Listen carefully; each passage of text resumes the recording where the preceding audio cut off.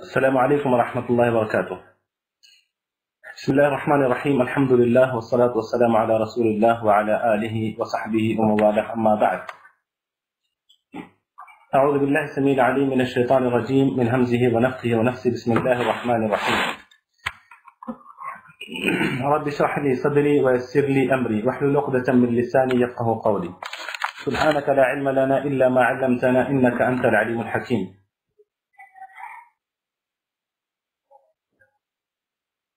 اللهم لا سهل إلا ما جعلته سهلا وأنت تجعل الحزن إذا شئت سهلا. معزز طلبہ اور طالبات، سب سے پہلے میں آپ تمام کا اس آن لائن کلاس میں عقیدے کے موضوع پر جو چل رہی ہے، جو چلنا چاہتی ہیں، اس میں استقبال کرتا ہوں۔ اللہ تعالیٰ سے اس دعا کے ساتھ آج کی ہم کلاس شروع کرتے ہیں کہ اللہ رب العالمین دین کو سیکھنا سمجھنا ہمارے لیے آسان فرما دے۔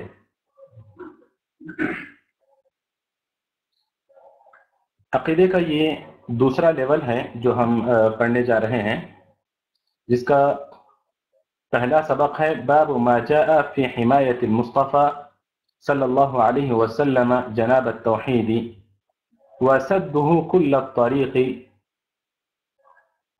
یوصل الی الشرک۔ یہ سبق آج ہم لوگ پڑھنے جا رہے ہیں کہ رسول اللہ صلی اللہ علیہ وسلم کا توحید کی مکمل حفاظت اور شرک کے ذرائع یا ذریعے شرک بننے والی ہر چیز کو، ہر راہ کو، ہر راستے کو بند کرنا یا روکنا۔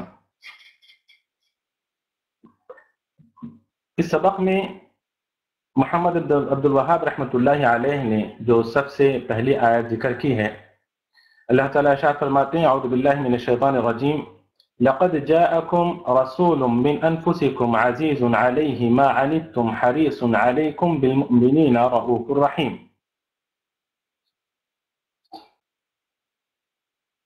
لقد جاءکم رسول من انفسکم، یقیناً تمہارے پاس تمہیں میں سے ایک رسول آئے ہیں۔ لقد جاءکم رسول من انفسکم عزیز علیہ ما عنتم، تمہاری تکلیف انہیں شاق گزرتی ہے۔ حریص علیکم، وہ تمہاری منفعت یا فلاح و ہدایت کے حریص ہیں، خواہش مند ہیں۔ بالمؤمنین رؤوف الرحیم، اور اہل ایمان کے لیے نہایت شفیق اور مہربان ہیں۔ اس باب کے اندر رسول اللہ صلی اللہ علیہ وسلم نے باب ما جاء فی حمایت المصطفیٰ صلی اللہ علیہ وسلم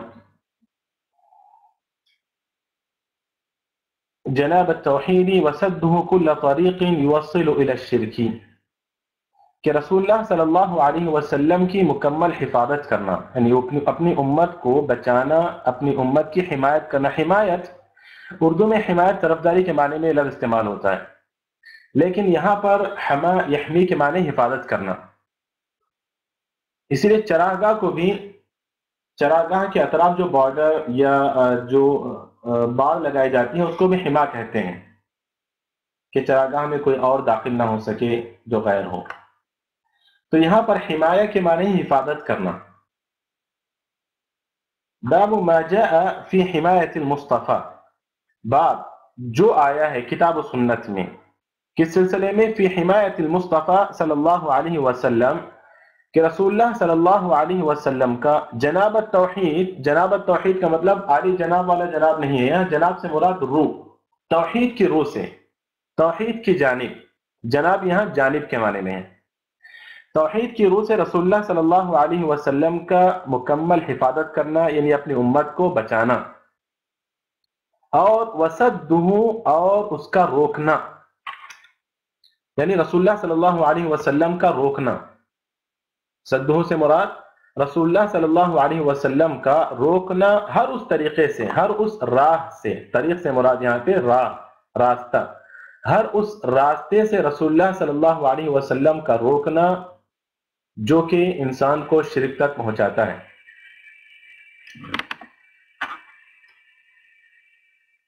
جو آیت کریمہ میں نے آپ لوگوں کے سامنے تلاوت کی ہے، لقد جاءکم رسول من انفسکم عزیز علیہ ما عنتم حریص علیکم بالمؤمنین رؤوف الرحیم، مختصر سی شرح سن لیجئے پہلے اس آیت کریمہ کی۔ لقد جاءکم رسول من انفسکم، یقیناً آ گئے تمہارے پاس یا آ گیا تمہارے پاس ایک رسول تمہیں میں سے ایک رسول آ گیا۔ جاء اور قد جاء، ان دونوں میں فرق آپ لوگوں کو پتہ ہے کہ اگر میں کہوں جاء زید، زید آ گیا، لیکن کب آیا یہ نہیں پتہ ہوتا ہے، اور یقیناً وہ آیا ہے کہ یہ بھی نہیں پتہ ہوتا۔ لیکن جب ہم کہتے ہیں قد جاء زید تاکید کے ساتھ، یقیناً زید آ گیا، اور قریب میں آیا تبھی کہیں گے کہ قد جاء۔ تو اللہ کے رسول صلی اللہ علیہ وسلم کے بارے میں اللہ رب العالمین فرمایا لقد جاءکم، یقیناً آ گیا تمہارے پاس، یقیناً آ گیا تمہارے پاس ایک رسول من انفسکم، تم ہی میں سے۔ یہاں من انفسکم سے مراد یا تو یہ کہ تمہارے ہی معاشرے اور خاندان میں سے، یا پھر یہاں پر من انفسکم سے مراد یہ کہ اللہ رب العالمین نے خلقکم من نفس واحدہ، اللہ تعالیٰ نے سب کو ایک نفس یعنی ایک جان سے پیدا کیا ہے۔ تو یہاں پر اللہ تعالیٰ کہتے ہیں کہ جاءکم رسول من انفسکم، تمہارے میں سے، تم میں سے ایک رسول کو اللہ تعالیٰ نے بھیجا ہے، تمہیں میں سے ایک رسول آیا ہے۔ مراد یہ ہے کہ جس سے تم آئے ہو، جس سے اللہ تعالیٰ نے تمہیں پیدا کیا، یعنی آدم اور حوا سے، حضرت آدم علیہ السلام مراد ہے کہ تمہیں میں سے ایک رسول تمہارے پاس آئے۔ لقد جاءکم رسول من انفسکم، اور اس سے مراد یہ بھی ہے کہ تمہیں میں سے مراد وہ تمہاری طرح ہیں، مطلب تمہاری طرح وہ بھی کھاتے ہیں، تمہاری طرح وہ بھی پیتے ہیں، تمہاری طرح وہ بھی چلتے پھرتے ہیں، وہ بھی بازاروں کو جاتے ہیں، وہ بھی تجارت کرتے ہیں، یہ مطلب ہے۔ انما انا بشر مثلکم، کہ اللہ رب العالمین نے رسول ایسا نہیں بھیجا جس کی حقیقت کو پہچاننا تمہارے لیے مشکل ہو جائے، ایسا نہیں ہے، بلکہ تمہیں میں سے اللہ رب العالمین نے ایک رسول کو بھیجا ہے، اور ایک ایسا رسول جو کہ تمہیں میں سے ہے، وہ تمہاری طرح ہے، یعنی تمہاری طرح کھاتا پیتا نہیں۔ تقاضۂ بشریت، بشری جو تقاضے ہیں وہ سارے تقاضے وہ پورے کرنے والا ہے، کھانا پینا، چلنا پھرنا، بازاروں کو جانا، تجارت کرنا، یہ ساری چیزیں اس کے اندر موجود ہیں، یعنی تم میں سے ایک رسول ہے۔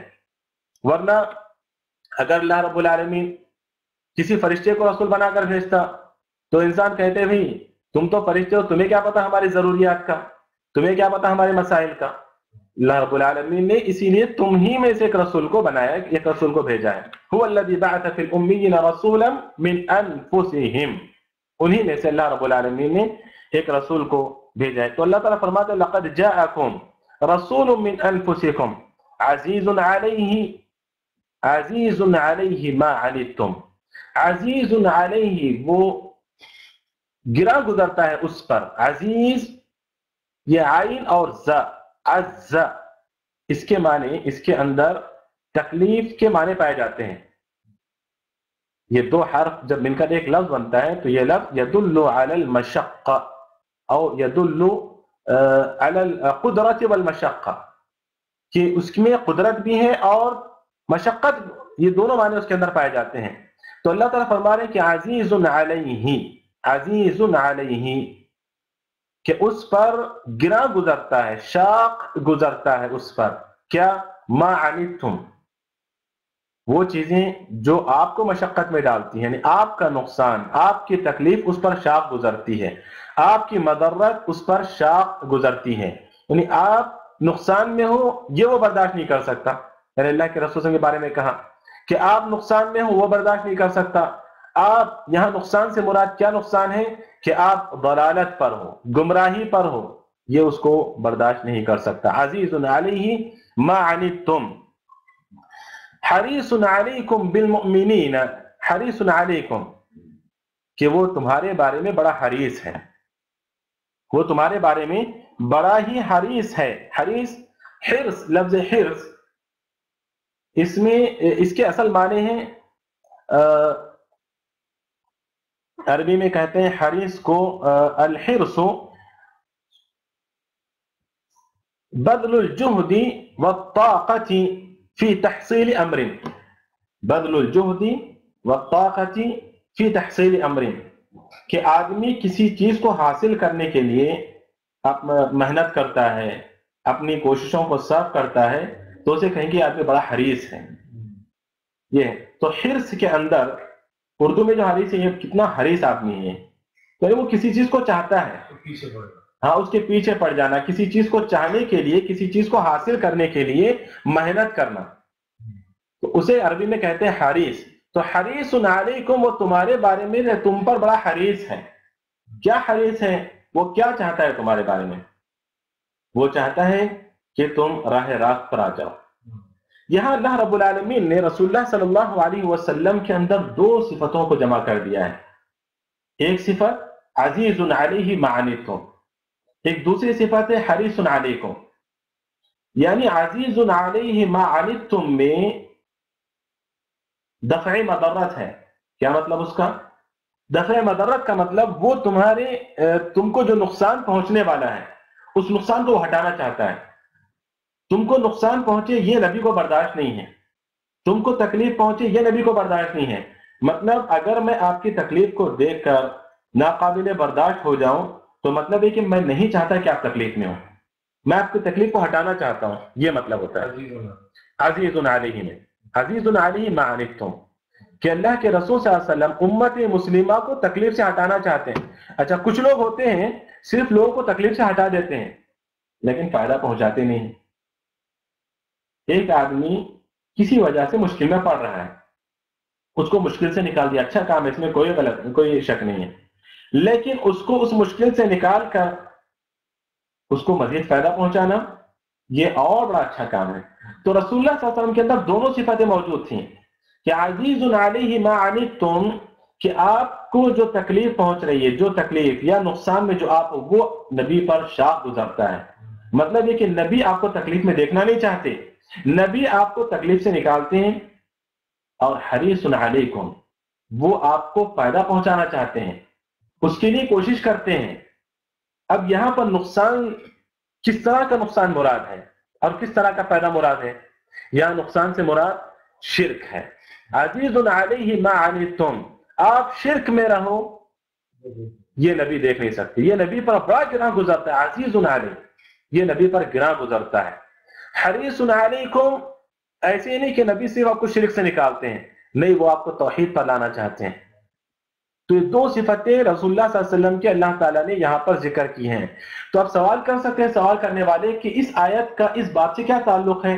یہی تعلق ہے کہ رسول اللہ صلی اللہ علیہ وسلم اپنی امت کو شرک میں دیکھ نہیں سکتے تھے، یہ چیز آپ پر بڑی گراں گزرتی تھی.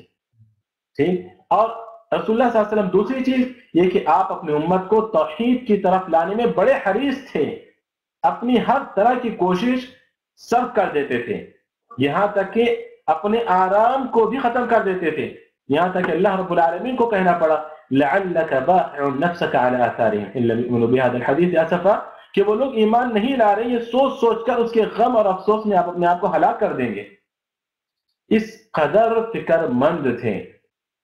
تو یہ حریص، تو ہم جب کہتے ہیں کہ بھی آپ کو حریص ہونا چاہیے، کسی معاملے میں علم کو حاصل کرنے میں حریص ہو جائیں آپ، مطلب یہ نہیں کہ صرف چاہ کر انسان بیٹھ جائے تو اس کو حریص نہیں بولیں گے، بلکہ کیا کریں، چاہ کر کوشش بھی کریں تو اس کو بولیں گے حریص.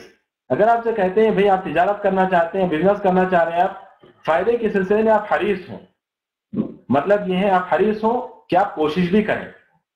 حریص ایسے نہیں کہ جو ہے نا انسان خواہشات رکھ لے اور ایسے خاموش ہو جائے، نہیں. حریص علیکم بالمؤمنین رؤوف الرحیم، بالمؤمنین رؤوف الرحیم، وہ مومنوں پر بڑے ہی شفیق ہیں، مومنوں پر بڑے ہی مہربان ہیں. رسول اللہ صلی اللہ علیہ وسلم، سوال یہ ہے کہ اللہ کے رسول صلی اللہ علیہ وسلم کے بارے میں تو اللہ تعالیٰ نے کہا ہے کہ وما ارسلناک الا رحمۃ للعالمین، اللہ تعالیٰ تو سارے جہانوں کے لیے اللہ کے رسول صلی اللہ علیہ وسلم رحمۃ للعالمین ہے، لیکن یہاں پر اللہ تعالیٰ فرما رہے ہیں کہ مومنوں پر رحم کرنے والے، جبکہ دوسری جگہ پر اللہ تعالیٰ فرماتے ہیں یا ایھا النبی جاہد الکفار والمنافقین واغلظ علیہم، واغلظ علیہم، کہ اے نبی یا ایھا النبی جاہد الکفار والمنافقین، کہ اے نبی آپ جہاد کیجئے کافروں کے ساتھ اور منافقین کے ساتھ، وغلظ علیہم، اور ان پر سختی برتیے، آپ سخت معاملہ کیجئے ان کے ساتھ۔ تو یہاں اللہ رب العالمین ایک طرف کہتے ہیں کہ وما ارسلناک الا رحمۃ للعالمین، اور دوسری طرف اللہ تعالیٰ کہتے ہیں کہ وغلظ علیہم، ان پر کافروں پر سختی کرو، وغلظ علیہم، اور ان پر سختی کرو۔ تو ان دو آیتوں کو ہم کس طرح جمع کریں گے؟ اور جبکہ اللہ رب العالمین یہاں بھی کہہ رہے ہیں کہ بالمؤمنین رؤوف الرحیم، مومنوں پر وہ بڑے ہی مشفق اور مہربان ہیں، اور کافروں پر کیوں نہیں ہے؟ ہاں، جس آیت میں کہا گیا کہ وما ارسلناک الا رحمۃ للعالمین، رسول اللہ صلی اللہ علیہ وسلم مومنوں پر یقیناً وہ مشفق و مہربان ہیں، لیکن اس کا مطلب یہ بالکل نہیں ہوتا کہ وہ کافروں پر مہربان نہیں ہیں۔ عزیز علیہ ما عنتم، کہ آپ شرک میں رہو یہ نبی کو برداشت نہیں ہے، تو یہ کیا نبی کی مہربانی نہیں ہے؟ یہ نبی کی شفقت نہیں ہے؟ نبی کے اندر شفقت ہے، وہ مہربانی ہے، اسی لیے وہ آپ کو شرک میں دیکھ نہیں سکتا۔ اچھا، جہاد کے معاملے میں ان پر سختی کیوں کرنا ہے؟ کیونکہ ان پر سختی اس لیے کرنا ہے کیونکہ کافر جتنے دن زیادہ زندہ رہے گا گنہگار وہ زیادہ ہوگا۔ تو جہاد میں کافروں کو قتل کرنے کے لیے کیوں کہا گیا؟ کیونکہ اس وقت ان کا مرنا ہی بہتر ہے ان کے لیے، ورنہ اور جتنے دن جئیں گے وہ اور زیادہ گناہ کریں گے۔ تو وہاں پر ان کے لیے ہمدردی یہی ہے کہ ان کو قتل کیا جائے۔ مومن کی زندگی اور کافر کی زندگی میں یہ فرق ہے۔ مومن کی زندگی کے بارے میں اللہ کے رسول نے کیا فرمایا کہ مومن کی زندگی بہترین زندگی ہے، جتنی زیادہ اس کو عمر ملے گی مومن کو وہ بہترین میں گزارے گا۔ اس کے برعکس ایک کافر کی زندگی مومن کی زندگی کے مقابلے میں بہتر نہیں ہو سکتی۔ تو یہ شرک وہ اور بھی شرک میں لوگوں کو مبتلا، ہاں، خود بھی شرک کرے گا، مطلب اور گناہ کرے گا، اسی طریقے سے مومن بھی اسی طریقے سے۔ جی۔ اور اس کے علاوہ اللہ کے رسول صلی اللہ علیہ وسلم کی ایک واضح حدیث ہے۔ کچھ لوگ کیا کرتے ہیں، بالکل ظاہری معنی آیتوں کو بالکل مطلب جیسے ظاہر میں ایسے لے کر طرح طرح کے فتنے کرتے ہیں۔ جیسے کہا دیکھو نبی کے بارے میں کہا گیا کہ جو ہے نا جہاد میں سختی کرو، اور قرآن کے اندر ہی ہے کہ اللہ کے رسول رحمۃ للعالمین ہے، تو پھر یہ کس طرح کی آیتیں ہیں، ان کو قتل کیوں؟ تو ہمیں سمجھنے کی ضرورت ہے کہ وہاں کیوں کہا گیا اور یہاں پر کیوں کہا گیا، اور وہاں پر کیا مطلب ہے اور یہاں پر کیا مطلب ہے اس کا۔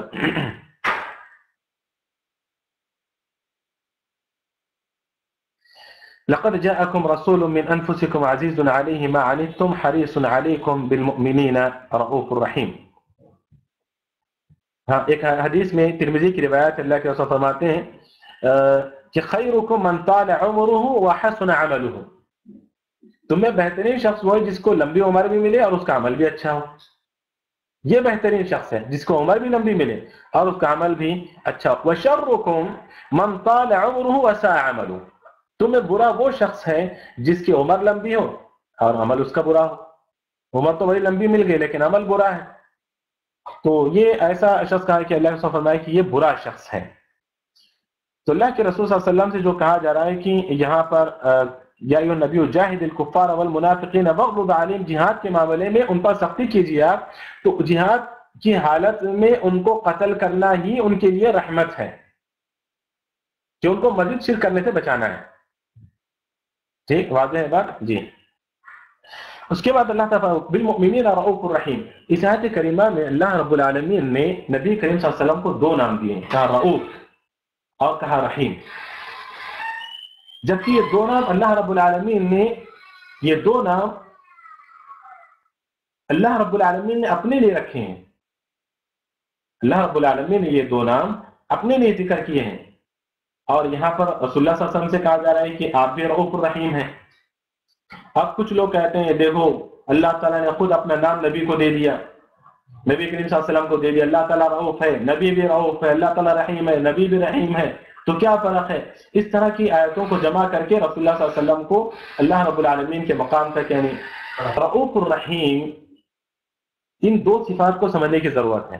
اسماء و صفات کے بارے میں ہمارا یہ عقیدہ ہے اہل سنت و جماعت کا، کہ جو پچھلے ہفتے بھی شاید میں نے کلاس میں ذکر کیا تھا تفسیر کے دوران، یا پتہ نہیں کس وقت میں نے ذکر کیا، کہ اللہ رب العالمین اور اللہ کے رسول صلی اللہ علیہ وسلم نے جو نام اللہ رب العالمین کے ذکر کیے ہیں ہم ویسے ہی مانیں گے، بغیر کسی تعطیل کے، بغیر کسی تشبیہ کے، بغیر کسی تمثیل کے، بغیر کسی کیفیت بیان کیے کہ ہم ویسے ہی مانیں گے جیسا کہ اللہ تعالیٰ نے ذکر کیا، جیسا کہ اللہ کے رسول صلی اللہ علیہ وسلم نے ذکر کیا ہے. ٹھیک، مطلب اس کا یہ ہے کہ اللہ رب العالمین کے جو اسماء و صفات ہیں اس میں تشبیہ بھی نہیں دی جا سکتی، تشبیہ بھی نہیں دی جا سکتی اس میں. یہ مطلب ہے اگر اللہ رب العالمین رسول اللہ صلی اللہ علیہ وسلم کے بارے میں کہتا ہے کہ اللہ رب العالمین کہ رسول اللہ صلی اللہ علیہ وسلم رؤوف اور رحیم ہیں مومنوں پر رؤوف اور رحیم ہے، اگر اللہ رب العالمین یہ کہتے ہیں تو اس کا مطلب یہ ہرگز نہیں کہ اللہ کے رسول صلی اللہ علیہ وسلم ویسے ہی رحیم ہے جیسے اللہ تعالیٰ رحیم ہے، ویسے ہی رؤوف ہے جیسے اللہ تعالیٰ رؤوف ہے. یہ مطلب ہرگز نہیں ہو سکتا. بشر بنایا، ہاں، کیونکہ اللہ کے رسول صلی اللہ علیہ وسلم بشر ہیں، وہ رب العالمین ہے، تو خالق اور مخلوق کے صفات بعض مرتبہ صفت ملتی ہیں. جیسے اللہ تعالیٰ محبت کرتا ہے، ہم بھی محبت کرتے ہیں، تو کیا ہماری محبت اور اللہ کی محبت سیم ہو سکتی ہے؟ کبھی نہیں ہو سکتی. تو یہاں پر رسول اللہ صلی اللہ علیہ وسلم کے بارے میں کہا کہ بالمؤمنین رؤوف الرحیم، اور اللہ تعالیٰ اپنے بارے میں کہا کہ ان اللہ بالناس لرؤوف الرحیم. ان اللہ بالناس، اللہ تعالیٰ بندوں پر، لوگوں پر رؤوف الرحیم ہے، بے انتہا شفقت کرنے والا اور رحم کرنے والا ہے. ٹھیک، ایک تو یہ چیز. اور پھر ایک اور جو اللہ تعالیٰ وَكَانَ بِالْمُؤْمِنِينَ رَحِيمًا، وَكَانَ بِالْمُؤْمِنِينَ رَحِيمًا، رسول اللہ صلی اللہ علیہ وسلم کے بارے میں کہا ایک جگہ پر کہ اللہ کے رسول صلی اللہ علیہ وسلم مومنوں پر رحیم ہیں. تو یہاں پر ہمیں اس چیز کو اس طرح ہم سمجھیں گے. پہلی چیز کہ خالق اور مخلوق کے اندر صفت کا اتفاق ہو سکتا ہے. خالق اللہ تعالیٰ اور مخلوق ہماری یعنی خالق اور مخلوق کی صفات میں بعض مرتبہ اتفاق ہو سکتا ہے. کیا مطلب اس کا؟ کہ اللہ تعالیٰ محبت کرتا ہے، ہم بھی محبت کرتے ہیں، تو محبت میں اتفاق ضرور ہے لیکن کیفیت ہم نہیں جانتے. لفظی اتفاق، ہاں، لفظی اتفاق ہو سکتا ہے لیکن کیفیت، ہماری کیفیت اور اس کی کیفیت میں آسمان، بلکہ لیس کمثلہ شیء، لیس کمثلہ شیء. اور ایک مثال اس کی اللہ رب العالمین نے خود انسانوں کے بارے میں کہا فجعلناہ سمیعا بصیرا. اللہ تعالیٰ نے انسان کو پیدا کیا، تو انسان کی تلاوت کریں گے تو فجعلناہ سمیعا بصیرا، کہ اللہ تعالیٰ نے انسان کو سمیع اور بصیر بنایا. جبکہ اللہ تعالیٰ خود کے بارے میں کہتا ہے کہ لیس کمثلہ وہو السمیع البصیر، تو اللہ بھی سمیع البصیر ہے اور ہمیں اللہ تعالیٰ نے سمیع البصیر بنایا. صفت کے اندر اتفاق ہے لیکن کیفیت میں اتفاق کبھی نہیں ہو سکتا. اللہ تعالیٰ لیس کمثلہ شیء، بس ختم. اس کے جیسا کوئی سننے والا نہیں، اس کے جیسا کوئی محبت کرنے والا نہیں، اس کے جیسا کوئی شفقت کرنے والا نہیں، اس کے جیسا کوئی رحم کرنے والا نہیں، اس کے جیسا کوئی دیکھنے والا نہیں. یہ ہے، اسی لیے میں نے کہا کہ اللہ رب العالمین کی صفات کو ہم مانیں گے بغیر کسی تشبیہ کے. تشبیہ نہیں دیں گے. دیکھو اللہ بھی سنتا ہے تو یہ بھی سنتے ہیں، بابا بھی سنتے ہیں، اللہ بھی سنتا ہے تو یہ بھی، یہ تشبیہ ہم نہیں دے سکتے. تو اللہ رب العالمین نے یہاں فرمایا کہ بالمؤمنین رؤوف الرحیم، اللہ کے رسول صلی اللہ علیہ وسلم مومنوں پر رحم کرنے والے ہیں. ٹھیک، اس کے علاوہ رسول اللہ صلی اللہ علیہ وسلم نے، تو نبی کریم اس آیت کو اس بات میں لانے کا مقصد یہ ہے کہ رسول اللہ صلی اللہ علیہ وسلم کس قدر فکر مند تھے اپنے امت کو شرک سے بچانے کے سلسلے میں، اور کس قدر فکر مند تھے اپنی امت کو توحید پر لانے کے سلسلے میں رسول اللہ صلی اللہ علیہ وسلم.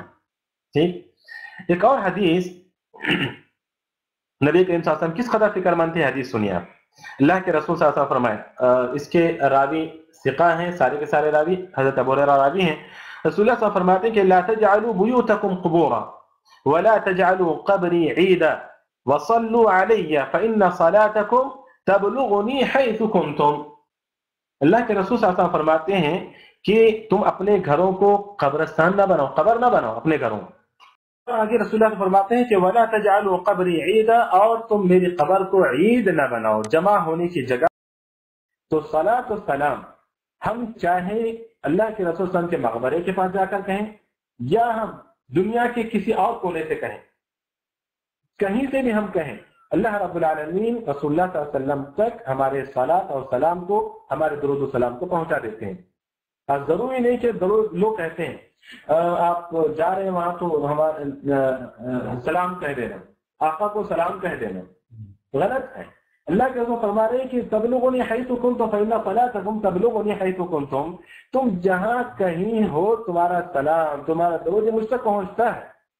تو یہ کیا طریقہ کیسے شروع کیا لوگوں نے کہ اچھا مدینہ جا رہے ہو جا کے آقا کو سلام کہنا، یہ صحیح نہیں ہے، یہ غلط ہے۔ یہ اللہ کے رسول صلی اللہ علیہ وسلم اس کا جواب، اب ظاہر سی بات ہے اللہ کے رسول سے آپ سے ہم کہہ رہے ہیں کہ یہ چیز مجھ تک پہنچی ہے تو اللہ علیہ وسلم جواب دیتے ہیں۔ اس کا ایک اور حدیث میں کہ آپ وسلم جواب بھی دیتے ہیں، ابو داؤد کی روایت ہے حسن۔ ایک اور حدیث میں حضرت علی بن حسن علی بن الحسین علی ابن الحسین جن کو زین العابدین کہا جاتا ہے، ان سے روایت ہے، انہوں نے ایک آدمی کو دیکھا کہ وہ رسول اللہ صلی اللہ علیہ وسلم کے قبر کے اطراف جو دیوار بنی ہوئی تھی حجرے کی، اس میں ایک دروازہ تھا یا سوراخ تھا، ٹھیک ہے، فرجہ، حدیث میں لفظ ہے فرجہ، ایک راوی کہتے ہیں کہ وہ دروازہ تھا یا پھر وہ ایک سوراخ تھا وہاں پر۔ تو ایک آدمی روزانہ اس میں سے اندر گھستا تھا اور قبر پہ جا کے وہ جو کرنا تھا مطلب درود پڑھتا تھا یا سلام بھیجتا تھا۔ تو جب حضرت علی بن الحسین نے اس کو دیکھا تو کہا کہ تم یہ کام نہ کرو، اس طرح تم نہ کرو، ان کو بلایا اور سمجھایا کہ تم نہ کرو، روک دیا ان کو ہے۔ اور اس کے بعد کہا الا احدثکم حدیثا سمعته من ابی عن جدی عن رسول اللہ صلی اللہ علیہ وسلم، کیا میں تمہیں ایک ایسی حدیث نہ بناؤں جو میں نے اپنے باپ سے سنی ہے، میرے باپ نے میرے دادا سے سنی ہے، یعنی علی ابن الحسین، حضرت علی جو کہ حسین کے بیٹے تھے، حضرت حسین کے رضی اللہ عنہما ان کے بیٹے تھے۔ تو حضرت حسین نے حضرت علی رضی اللہ عنہ سے سنا تھا، حضرت علی رضی اللہ عنہ نے رسول اللہ صلی اللہ علیہ وسلم سے اس حدیث کو سنا تھا۔ تو رسول اللہ صلی اللہ علیہ وسلم نے فرمایا لا تتخذوا قبری عیدا، تم میری قبر کو عید کی جگہ یعنی جمع ہونے کی جگہ، عید کہتے ہیں ایسی جمع ہونے کی جگہ، خوشیوں کی جگہ، جشن منانے کی جگہ نہ بنایا کرو، جشن گاہ نہ بناؤ، ایسے بول سکتے ہیں اس کو۔ ولا بیوتکم قبورا، اور اپنی قبروں کو تم یہ اپنے گھروں کو تم قبر نہ بناؤ۔ وصلوا علی، اور مجھ پر تم درود بھیجو، فإن تسلیمکم لیبلغنی اینما کنتم، کیونکہ تمہارا سلام، تمہارا درود یہ مجھ تک پہنچ جاتا ہے، تم جہاں کہیں سے اس کو تم جہاں کہیں سے بھیجو۔ تو اس طرح کی بہت ساری احادیث ہیں جن رسول اللہ صلی اللہ علیہ وسلم نے اپنی امت کو شرک سے بچانے کی اور توحید پر لانے کی کوششیں کی، بلکہ آپ کی پوری زندگی اسی کے لیے لگ گئی تھی، لا تطرونی، بلکہ آپ نے اپنے آخری لمحات میں بھی کہا لا تطرونی کما اطرت النصارى عیسی ابن مریم فانما انا عبد اللہ ورسولہ، کہ جس طرح عیسیٰ ابن مریم کو لوگوں نے چاہایا ایسے تم میرے ساتھ نہیں کرنا، میں تو اللہ کا بندہ ہوں اور اس کا رسول ہوں۔ فقولوا عبد اللہ ورسولہ، تو تم عبد اللہ اور رسول یہی کہو مجھے، اس سے بڑا میرا کوئی مقام نہیں ہے۔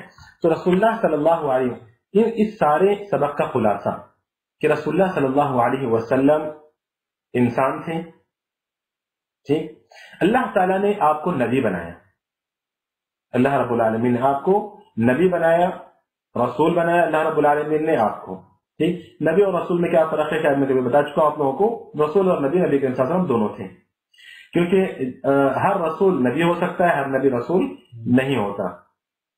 رسول وہ ہوتا ہے جو نئی شریعت لے کر آتا ہے، جبکہ نبی پرانی شریعت کو رینیو کرنے کے لیے، اس کی تجدید کے لیے آتا ہے۔ یہ رسول اور نبی میں فرق ہے۔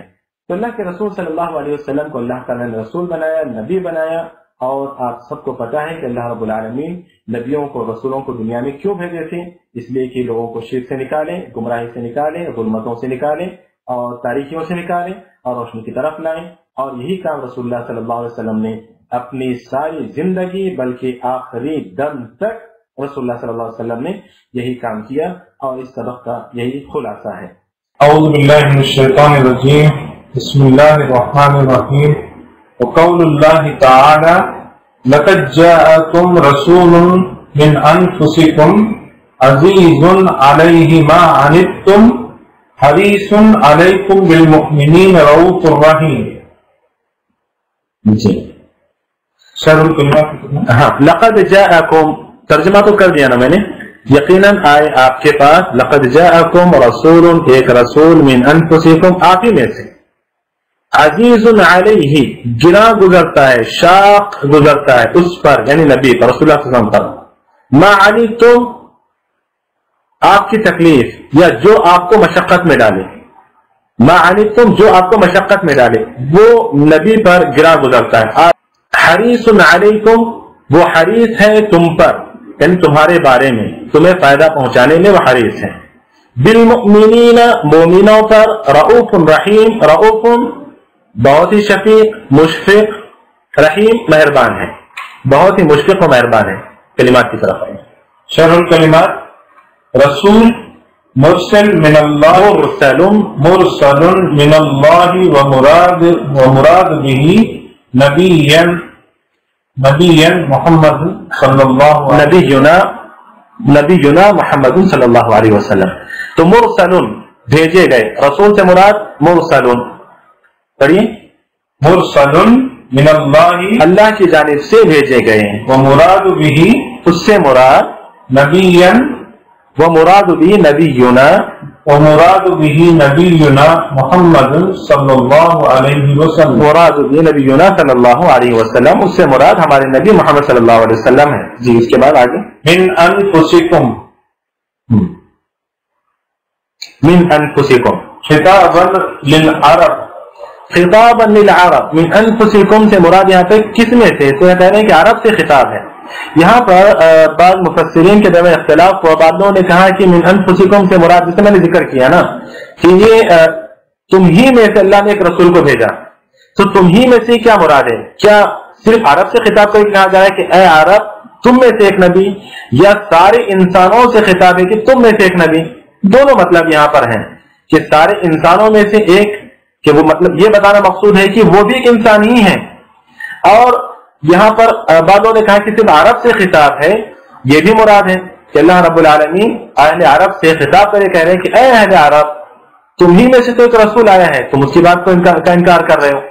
جی والمعنی ان هذا الرسول منکم ایھا العرب ينطق بألسنتکم، اچھا بلسانکم، ينطق بلسانکم، ينطق بلسانکم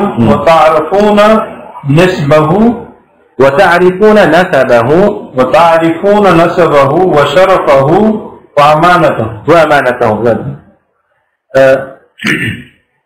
عرب اہل عرب سے خطاب ہے. کیا معنی ہے اس کا من انفسکم؟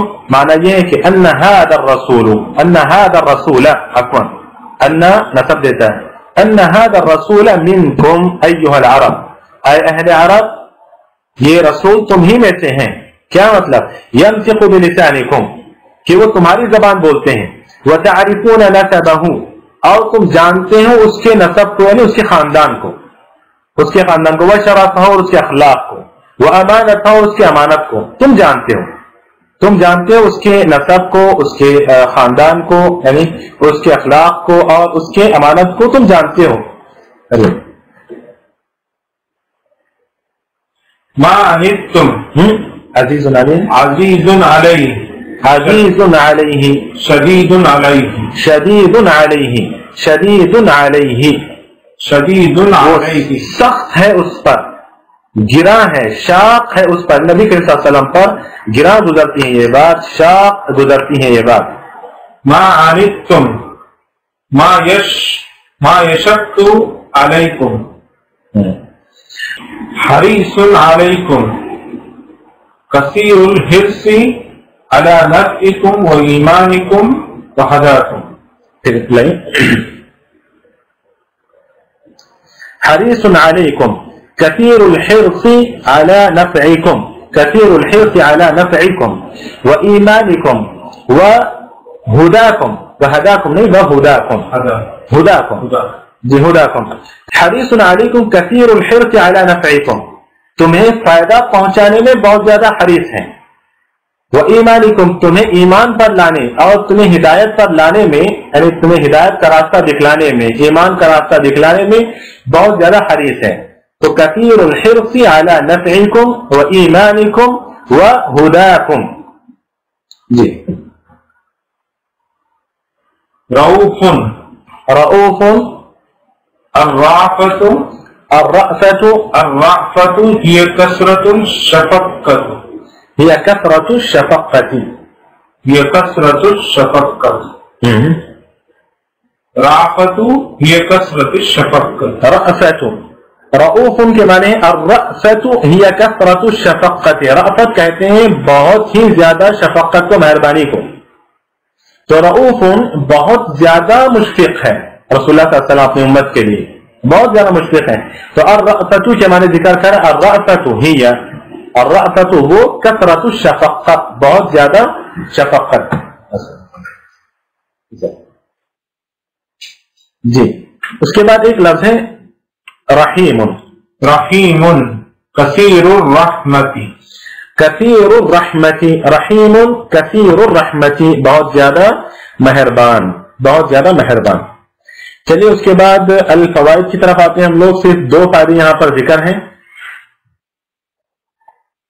الفوائد جی بیان نعمت اللہ بیان نعمت اللہ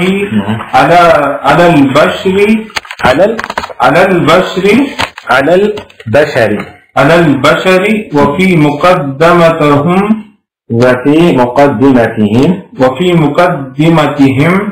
العرب ببعثه هذا النبي مقدمتهم العرب ہوگا العرب ببعثه هذا النبي الذي أنقذهم الله به من محاوي الشرك والرذيلة ما شاء الله بیان سنیے اور سے آپ لوگ بیان نعمت اللہ على البشر وفي مقدمتهم العرب ببعثة هذا النبي الذي أنقذه الله به من مهاوي الشرك والرذيلة سب سے پہلا فائدہ اس آیت کریمہ یا اس سبق میں یا اس آیت کریمہ میں جو ہمیں حاصل ہوتا ہے وہ یہ کہ اللہ رب العالمین کہ جہاں بہت سارے انعامات ہیں بہت ساری نعمتیں ہیں ان نعمتوں میں سے انسان پر اللہ رب العالمین کے بہت بڑی نعمت ہے کہ اللہ تعالیٰ نے نبی کریم صلی اللہ علیہ وسلم کی بعثت کی اسی کا تذکرہ ہے یہاں پر اور بعثت کر کے جو کہ نبی کریم صلی اللہ علیہ وسلم نے الذی انقذهم اللہ به اللہ کے رسول صلی اللہ علیہ وسلم کے ذریعے اللہ تعالیٰ نے انسانوں کو شرک کے بلاوی سے مصیبت اور شرک کے حاویہ کہتے انتہائی خطرناک گڑھے کو اسی سے مہاوی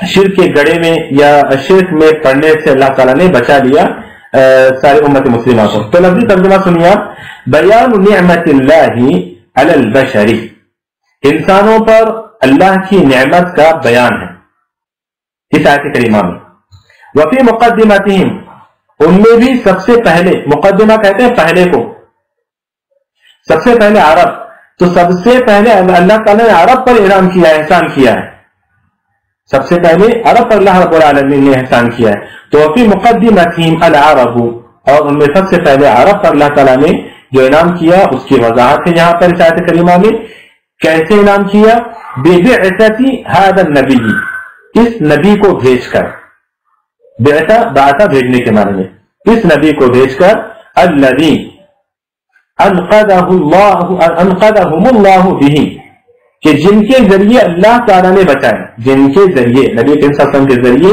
اللہ تعالیٰ نے بچایا ان سب کو عرب کو اور سارے انسانوں کو سارے بشر کو من محاوی الشرک والرذیلۃ رذیل انتہائی ذلیل کام کو کہتے ہیں تو ذلیل اور مطلب ذلت والے اور شرک والے کاموں سے اللہ تعالیٰ نے انسانوں کو اور خاص طور پر عرب کو اللہ تعالیٰ نے بچایا دوسرا فائدہ ثانیاً بیان حرص النبی صلی اللہ علیہ وسلم علی امتی بیان ماشاءاللہ بہت اچھا بات نے بیان حرص النبی صلی اللہ علیہ وسلم علی امتہ دوسری بات اس آیت کریمہ سے جو معلوم ہوتی ہے وہ یہ کہ نبی کریم صلی اللہ علیہ وسلم کس قدر اپنی امت کو فائدہ پہنچانے کے سلسلے میں حریص تھے کس قدر حریص تھے نبی کریم صلی اللہ علیہ وسلم اپنی امت کو فائدہ پہنچانے کے سلسلے میں، اس کی وضاحت اس آیت کریمہ میں ہے۔ تو بیان حرص النبی صلی اللہ علیہ وسلم علی امتہ، کہ اپنی امت پر نبی کریم صلی اللہ علیہ وسلم کس قدر حریص تھے اس کی وضاحت ہے۔ اس کے بعد مناسبۃ الآیۃ للباب وللتوحید، اس آیت کا جو آیت کریمہ ہم نے پڑھی ہے اس کا توحید اور اس بات سے کیا تعلق ہے؟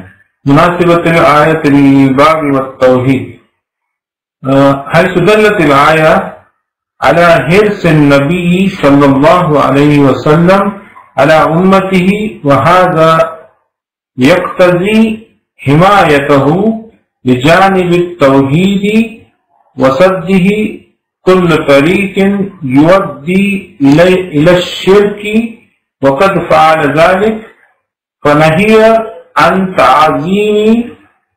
تعظيم القبور بالبناء وفي مقدمتها قبره عليه الصلاة والسلام۔ مناسبۃ الآیۃ للباب وللتوحید، اس باب سے اور توحید سے اس آیت کریمہ کا جو ہم نے پڑھا ہے اس سے کیا تعلق ہے؟ کہتے ہیں دلت الآیۃ علی حرص النبی صلی اللہ علیہ وسلم علی امتہ، آیت کریمہ دلالت کرتی ہے اس بات پر کہ نبی کریم صلی اللہ علیہ وسلم اپنی امت پر کس قدر وہ حریص تھے۔ وہذا یقتضی، آپ صلی اللہ علیہ وسلم کی جو حرص یہ متقاضی ہے، یعنی میں نے کہا نا کہ صرف خواہش رکھ لینا، صرف انسان خواہش رکھنا ہے کہ میں کامیاب ہو جاؤں، نہیں، صرف خواہشات سے کچھ ہوتا نہیں ہے، انسان کچھ کرے۔ تو لفظ حرص اسی لیے یہاں پر استعمال کیا اللہ تعالیٰ نے، حریص علی، نبی کریم صلی اللہ علیہ وسلم صرف خواہش نہیں کرتے ہیں بلکہ آپ اپنی امت کو فائدہ پہنچانا بھی چاہتے ہیں اور فائدہ پہنچاتے ہیں، آپ اس کے لیے کوشش کرتے ہیں، کیونکہ لفظ حرص میں بذل الجہد والطاقۃ الی تحصیل امر، یعنی تحصیل امر وہ شامل ہے اس میں۔ تو دلت الآیۃ علی حرص النبی صلی اللہ علیہ وسلم علی امتہ وہذا یقتضی حمایتہ، آپ کی یہ حرص یہ متقاضی ہے اس بات کی، حمایتہ لجانب التوحید، حمایتہ کا مطلب ان کا بچانا، کن کا؟ رسول اللہ صلی اللہ علیہ وسلم کا بچانا توحید کی جانب، وصدہ کل طریق، اور اس کو روکنا، صد کے معنی سد باب کہتے ہیں، دروازے کو بند کر دینا یا روک دینا کسی بھی چیز کو، اسے عربی میں کہتے ہیں سد، اور دیوار کو بھی کہتے ہیں سد۔ آپ نے سورہ کہف کا ترجمہ اگر پڑھا تو اس کے اندر یہ لفظ آپ کو ملے گا۔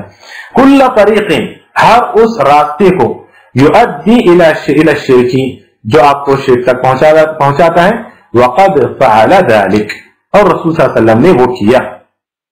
آپ صلی اللہ علیہ وسلم کا اپنی امت کے لیے حریص ہونا اس بات کا متقاضی تھا کہ آپ صلی اللہ علیہ وسلم اپنی امت کو توحید کی طرف لے آتے، اور ہر اس راستے کو آپ روکتے، ہر اس راستے سے آپ امت کو بچاتے جو راستہ امت کو شرک کی طرف لے جاتا تھا۔ یہ حرص کی متقاضی ہے یہ بات، اور رسول اللہ صلی اللہ علیہ وسلم نے وقد فعل ذلك، اور رسول اللہ صلی اللہ علیہ وسلم نے وہ کیا۔